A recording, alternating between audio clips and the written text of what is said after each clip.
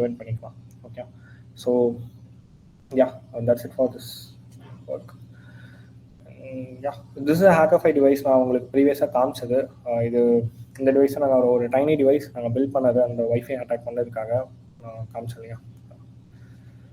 Yeah finally ATM card cloning which is நீங்கள் சில மூவிஸை மட்டும் தான் இந்த ஒரு கான்செப்ட் பார்த்தீங்க. அண்ட் நார்த் சைடு வந்து இது ஒரு அட்டாக்காகவே நிறைய இடத்துல நடந்துட்டுருக்கு. பட் ஒரு நல்ல விஷயம் என்னன்னா, இந்த சவுத் சைடு வந்து இந்த ஏடிஎம் கார்டு க்ளோனிங் கிடையவே கிடையாது, அவ்வளோவா கிடையாது.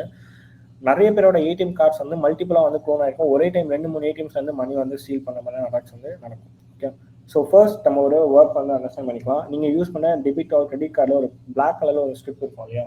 நான் உங்களுக்கு கேமரா ஆன் பண்ணி காட்டுறேன்.